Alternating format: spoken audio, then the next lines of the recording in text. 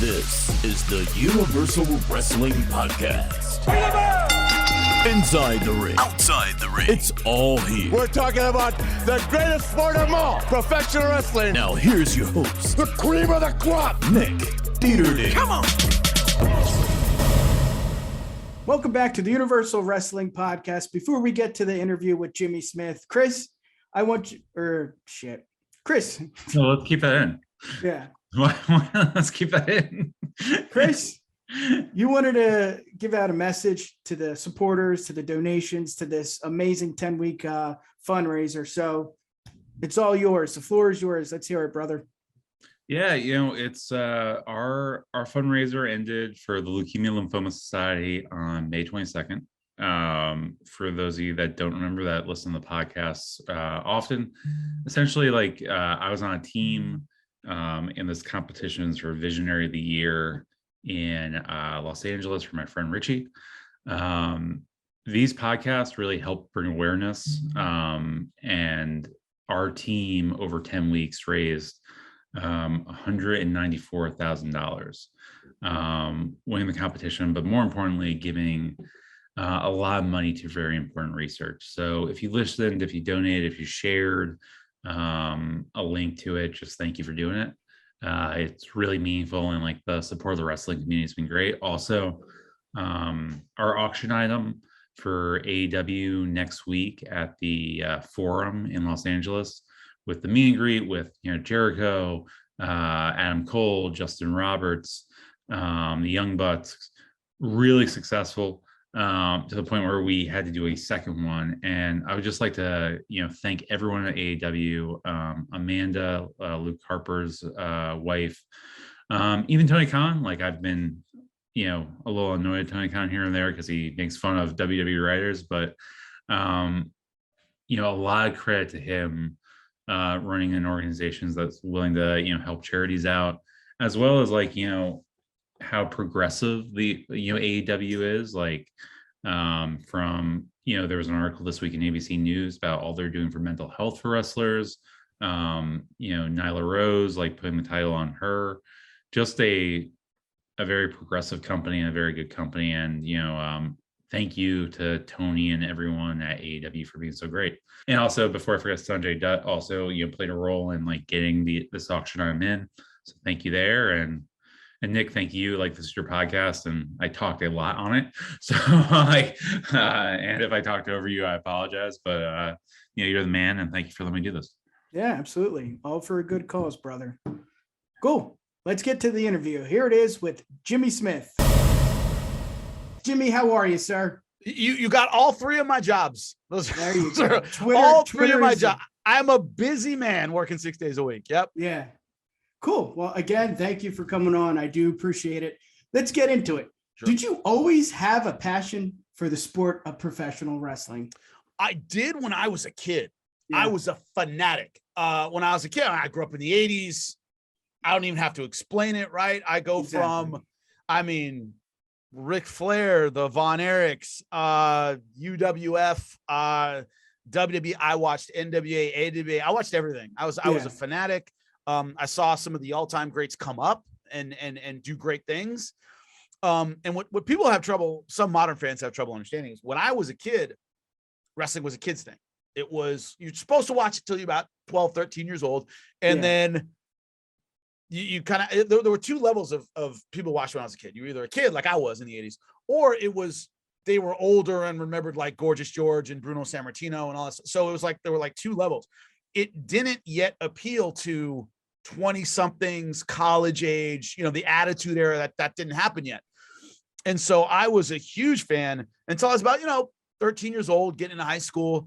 And then I took a break until last year when I got hired by the WWE. Nice. So there was I had a ton of knowledge till I was about 12. And then there was a huge gap in my experience with WWE when I got out of it, really wasn't paying attention to it. And then back in last year, man, when I got hired by Monday Night Raw. That's great.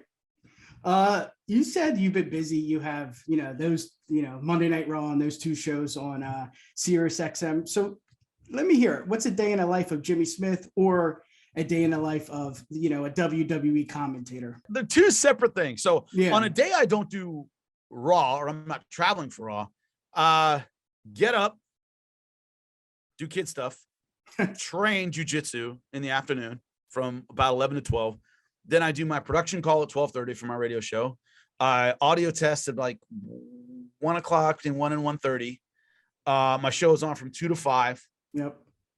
Get off, do more dad stuff, and then go to bed. Well, then if I don't have to watch wrestling, if I, either I watch NXT, SmackDown, and then I go to bed. That is literally my life, 100%. And then on my travel day, Sunday. So Sunday I fly to wherever I need to go for Monday Night Raw. Yeah. And then spend the night wherever we have to go, get up, clean up, dress up, get all my stuff together, get to the venue where the show is for my production meeting. Production meeting happens. I have all day from production meeting to the start of the show to go over my notes and make my notes and blah, blah, blah, and do everything I need to do to prepare. Show happens. Show ends at 11 p.m. Eastern. Get back to the hotel. Hopefully I'm in bed by midnight. Plane is usually at 6, 7 in the morning. So I get maybe 3 or 4 hours of sleep. Nice. Get to the plane, fly home, repeat. And then that other stuff happens where I do my production call and blah, blah, blah, blah, blah, and do my radio show. And then Wednesday nights I work for ESPN for UFC Fight Camp for ESPN International. So Wednesday is I work in the morning. No. I work out in the morning. I do my radio show 2 to 5, do kid stuff, eat, come back into this room for UFC Fight Camp, which shoots about 7:30 at night from right here and from my office. And so maybe like 9:30, and then I go to bed. Yeah, that's a lot. It's a lot. But you love it, right? I mean, it's just yeah. It's better to be busy. That's what I say. Better busy than bored. I'm telling you right now. So it's a lot. It's I work or travel 6 days a week. Saturday is the only day I don't travel or work. Is Saturday. Yeah. And even then, obviously, I still have to do stuff. So that's pretty much my life. 365. Yeah. That's crazy. Let's get back to the WWE product. It seems like we're seeing a lot of transitions from MMA stars into WWE, not WWE, but all around AEW, Impact. I mean, I was just at a New Japan Pro Wrestling event in Philly at the old ECW arena, and Tom Lawler tore down the house. I mean, what do you think with the transition? Is it easy, or why do we see more of it? Well, one thing is that as I personally, from what I've seen from pro wrestling, I'd rather do pro wrestling than go through a fight camp for 6 weeks and get ready for a fight. It's brutal. Yeah, it's brutal. Now, pro wrestling can be brutal as well. Obviously, it's difficult. But if you've ever gone through an 8-week fight camp and your bones are killing you every single day, you understand why they would want to do it. There's a little more longevity in it.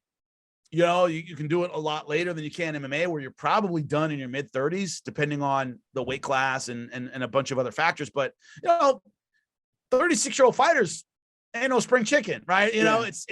But Randy Orton's 44. In MMA, he's not competing at the elite level at 44 unless he's, once again, Randy Couture or some outlier or something. So there's longevity. There is what it requires of you is very different than MMA. And so you might have, Matt Riddle he's at the top of the WWE. He was never at the top of MMA. He was, he was competitive for sure, but he was never a contender, let alone a champion.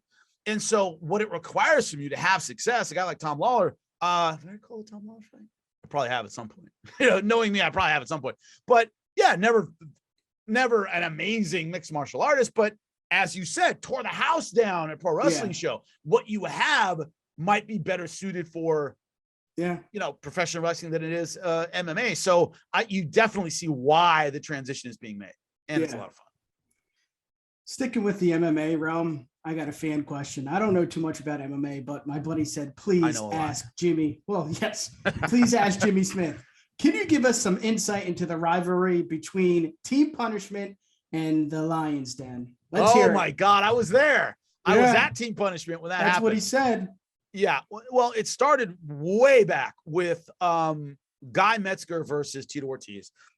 Tito Ortiz beats Guy Metzger. Guy Metzger beats Tito Ortiz with a guillotine the first time they fought, but Tito was winning the fight. Tito was putting it on. Guy Metzger fell for a guillotine and got choked out. Tito not happy. Well, Guy Metzger said some things afterward about how Tito wasn't ready for him, stuff like that. Tito didn't take it very well. They have a rematch. Tito beats Guy Metzger, who just ran out of gas and just got crushed by Tito. Tito puts on a shirt that says, "Gay Metzger is my bitch." Didn't say Guy Metzger. Gay Metzger is my bitch. That's what he put on. That infuriated Ken Shamrock, who jumped on the octagon and was going at Tito. They had to be physically separated. That was kind of the start, because Tito got his start in MMA beating a guy named Jerry Bolander, who was part of the Lions Den. Then he beat Guy Metzger in the rematch. And that was Tito Ortiz's rise into stardom, was beating up the Lions Den. Yeah. And Ken didn't appreciate it too much. And so obviously Ken Shamrock took on Tito. Tito beat the dog piss out of Ken Shamrock 3 times. And so that was kind of the start of it, was Tito going after the Lions Den and making a name off the Lions Den. And the Lions Den didn't take it well, and he didn't take it well, and that's how it went. Yeah. Yeah, it's crazy. My buddy wanted me to ask. I have no clue what you said. Please, I can any questions you have at MMA, I'm all over it, man. Nice. What's the best advice you've gotten so far in your WWE career? Wow, that is persistence and perseverance and understanding it takes a long time to learn. Yeah. That is something that's been drilled into Michael Cole, by the way, has really been exceptional as a person mentoring me and telling me how it goes. That's one thing he always tells me is perseverance, because this isn't like anything else. Yeah. All the number one, I hadn't done really play-by-play before. This is my first play-by-play gig, was, Monday Night Raw in front of 2 million people a week. Of course. But he said, it takes a long time to get how this business works. Yeah. Nothing you did in combat sports, I've done boxing, I've done MMA, I've done kickboxing, I've done wrestling, I've done everything. And 2 people hurting each other, I've called it. None of that is really like pro wrestling or like the WWE, because you can do pro wrestling and then do the WWE and go, what the hell is going on here? It's totally different.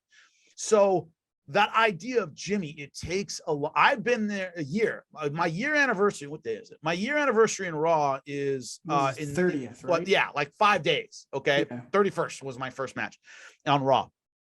I've been doing it a year, and I'm just feeling now like, okay, I get what's happening. Like I'm not mastered it, but like, all right, I'm getting what's going on and the verbiage and the language and how everything works. I had to learn this all at one time. Yeah. And the patience with myself as a broadcaster to go, it's cool. You'll get it. Mm-hmm. Take a breath. Don't be hard on yourself about it. Yeah. Because it wasn't easy. Yeah. No, it just comes with the job. You just got to keep doing it repetitive. That's just with everything. Yeah. Yeah. But there's this idea that whatever you did previously doesn't really prepare you. Like, it's just not the same. It's not, they don't speak the same language. It's a very different world. And having to just accept, like, dude, it's just going to be a while. And Corey Graves has been great with that too. He tells me all the time, he's like, it's you got to be in this for a lot of years to even understand how it's supposed to work. Yeah. Yeah. I know Tom Phillips had an interview. I don't know if you worked with Tom Phillips before. I don't know if he left before or after, but he's now with Impact, and he said it's just a different world. Like you said, I mean, you can have all this knowledge, but as a WWE commentator, it's going to be different than AEW Impact. So that's crazy. It really is. And I didn't have any in pro wrestling. Yeah. Like I didn't even have Impact or, I remember the first, meeting I had in the WWE, they're throwing around terms and I don't know what they're talking about. Yeah. I don't speak kayfabe. I didn't, I didn't know. I had heard certain, I knew certain things. I'd grown up as a wrestling fan, faces and heels and all that stuff. But like, then I had to like, what the hell? Yeah. And I figured it out. Now I understand all of it, but the best thing, Adnan Virk, the guy I replaced on Monday Night Raw, said, and it's a great analogy. You go, it's a train going 110 miles an hour and they'll slow down for anybody. And I went, catch up, dude. Catch up and grab on and hold on, because they're not slowing it down. Yeah. And that mentally getting there was a huge lesson for me. Yeah. And 3 hours too. I mean, that's insane to just, constant 100 miles per hour for 3 hours nonstop. Yeah. UFC 6. Oh, and people don't get they said that to me too. They were like, it's a long show. I was like, no, it's not. Yeah. I go, UFC, remember prelims, stuff you're not watching. Yes. Like, you might tune into the pay-per-view or the main card, dude, that's 3 hours in, guys. That's 2 or 3 hours in. So 5-6 hours of MMA. I've done a 5 or 6 hour show. So many times. So 3 hours to everybody else is like, oh my God. To me is like, I do that literally on radio every day by myself. So it's the length doesn't bug me like it bugs everybody else. I don't know anything different. I'm used to long shows. I think for the fans, we would rather it to be 2 hours, but hey, we're getting into it. Let's not talk about that. But I mean, ESPN, I think it's the prelims start at 8 o'clock and then the main event doesn't go on until 12. Right. So it's a long day. Long day, bro. It's a long day. So WWE, by comparison, the show to me isn't that long. I'm just used to longer shows. So it's a piece of cake, you would say. Piece of cake, dude. Dirt sheets. Jimmy says, piece of cake. Monday piece Night Raw. Piece of cake, bro. Easy 3 hours. Yeah. Some of your favorite moments and calls. I mean, maybe as a commentator and then as a fan, but I would love to hear your favorite moments as a commentator and then, some of your favorite calls. WrestleMania was next level amazing. I mean, when I did that, because I introed the second day, I don't know how much you saw there, but like the second day I had the first fight. So first match. So I said, welcome to WrestleMania 18, whatever I said, 15 seconds, AT&T Stadium, welcome to WrestleMania. And we did the on camera, Corey Graves, Byron Saxton, Jimmy Smith, blah, blah, blah. We talked about whatever was happening. And we go to the walk-in where there was music and pyro. So I shut up. And as soon as I shut up, I went, you just introed WrestleMania. You just said, welcome to WrestleMania. I'm Jimmy Smith, Byron Saxton. My little brother is a year younger than me. We're like Irish twins, right? He's like 15 months younger than me. And we were huge wrestling fans as kids. We were just like, we'd sit there and we watched WrestleMania 1. We watched WrestleMania 2. We watched WrestleMania 3, right? So what? To sit there and go, my brother just texted me. He's like, dude, you just called WrestleMania, bro. Like 10-year-old. That's it. Yep. You and 9-year-old me sat there and watched Ricky Steamboat and Macho Man Savage. And here you are. Like, that was a huge moment for me. Match wise, I thought Bianca Belair and Becky Lynch had a classic. I thought they had an amazing match. I thought not only the match, but the intro of Cody Rhodes was, dude, the place went nuts and Cody played it so well where it was appreciative, but still had that humility. And then Seth Rollins was like dancing around and eating all that up, like a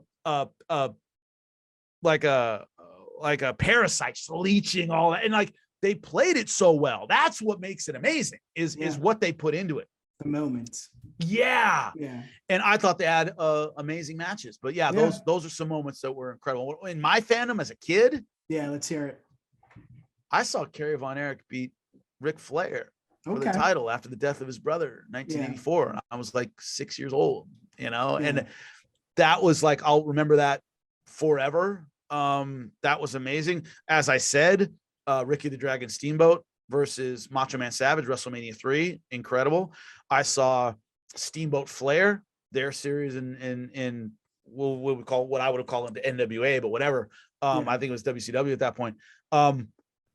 Those moments were unreal. I saw all of it. And those moments were 100% incredible, man. I loved them to death. Bruiser Brody scared the crap out of me when I was a kid. I used to love watching Bruiser Brody. I thought he was the most terrifying thing I'd ever seen in my life. And those things will stick with me forever. And what about favorite call as a fan? Do you have one? Watching as a fan or oh my God. That's a tough one. There's so many. That's a tough because I saw so many great ones. I'll never forget the build up and the body slam WrestleMania 3, Andre the Giant. Of course. Absolutely huge.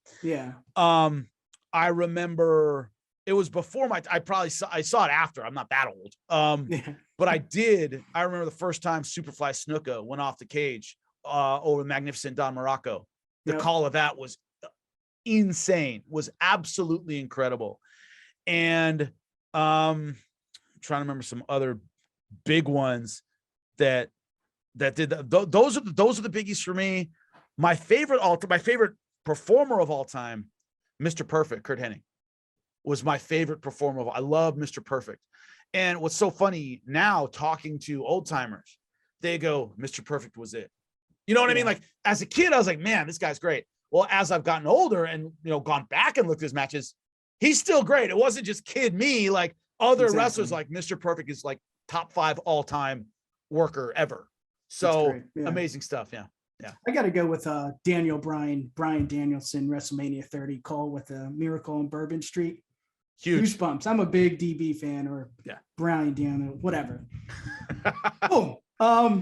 We're almost done here. Let's just throw in a random question. Please. Johnny Depp trial. Have you been following, and what the hell's happening? It's like right out of the WWE. Am I right? I'm catching like what is big news. Like once again, I work 6 days a week. So I don't like, do you watch this TV series? No, I do what I need to do for work. I take care of my children and I go to bed and I do jiu-jitsu, right? So I don't have a lot of time. So the things that I catch are things that are so big, they've become pop culture. Like it's all over social media. I read something really interesting from somebody who had been in an abusive relationship. And they said, be careful on both sides. Abusers are manipulators. Abusers are people who abuse, manipulate. And so I take kind of everything with a grain of salt. I'm like, I don't, this idea that there's abuse, probably at least some level of abuse on both sides, that spinning the narrative in the way that makes you look great. The incompetence of the attorneys, by the way, is one of the things that I find hilarious from my perspective. But I like the idea that it's shining light on abuse from both sides, right? That men can be in abusive relationships with people who are crazy, how society responds to abuse on both sides, how it's perceived on both sides. I find absolutely fascinating. And the idea that people live in having, I didn't grow up with my parents abusing one another. I've never been in an abusive relationship. I don't do anything like that. Never put hands on a woman in my life. What people will consider normal and adapt to and I don't know, talk themselves into believing is like, oh, this is normal. I'm gone.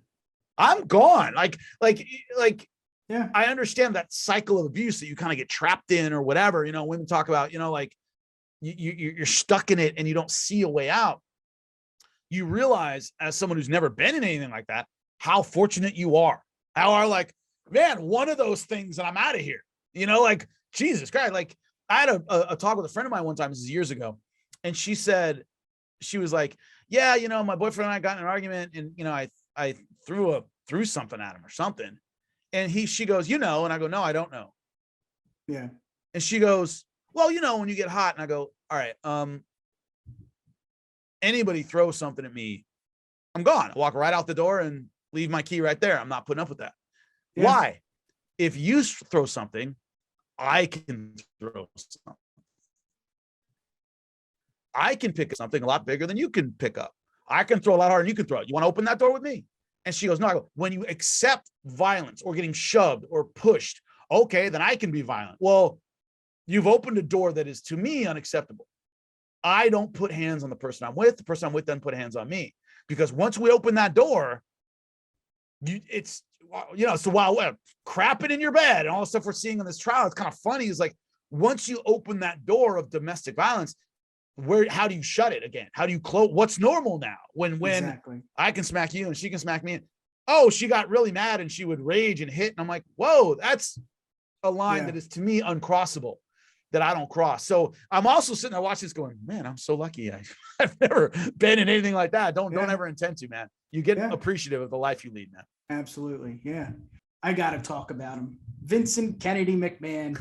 How was it to meet him for the first time? And I know you got numerous guys or numerous people in your headphones throughout Monday Night Raw, but how can you concentrate? And then obviously the first question, how was it to meet, Vince McMahon for the first time? I had so much to deal with that first week. I had very little notice and I was just like, boom, I'm kind of thrust into it. And I don't think I said anything to him until the end of the show. Like, they had the production meeting. He didn't like single me out or anything. We had the production meeting and I finished and he's in the hallway and he says, come here. And I go over to him and he goes, Very good first show. I need you to do this, this, and that. Stay away from this, and we'll work on that. That was it. It was okay. Now work on this. Okay, it's cool. a business. So many things he says, and people have this idea of Vince that I don't know if it's accurate or not, but are specific to how the WWE handles certain things. And so you sit there, you go, oh, why is that? You go, okay, all right. Say this, not that. Okay, all right. It's my job to say what you want, man. So the idea that it's the way the WWE does things specifically is very much a part of the instruction I get from Vince McMahon. Is very like this instead of this, or this, tweak this a bit, wait a little bit longer, and concepts like be behind the audience as a play-by-play guy. Yep. That's very, very. All right. So here's a good example. Is there was a match, where someone was bailing on their tag team partner. They were walking out. All right. Boom. They're getting beat up. And the guy was like, forget this, and walked out. Mr. McMahon told me, he goes, stay behind the audience. Meaning somebody's walking. Don't go, oh my God, they're leaving the tag team partner. Let the audience figure that out before you come in and add to it. Yep. That's very dramatic, right? It's very thematic. It's very, no, let the audience. Now, that's not combat sports. No. Right? Where I'm from, like normally you wouldn't let the audience figure out. You go, I was going for a heel hook. Yep. You don't let a guy finish a heel hook and then go, oh my God, he got submitted. What, you know what I mean? You're ahead of the audience. Yeah. But what we're doing is dramatic. It's tension filled. It's, you know what I mean? So exactly be a little bit behind, not ahead like you would in sports broadcasting. So that's specific to the WWE, right? That's not a broadcast. That's a WWE thing. And you have to learn that. And when I talk about learning, that's part of what I mean. And that's part of what, Vince's instruction is about is, and I go, oh yeah.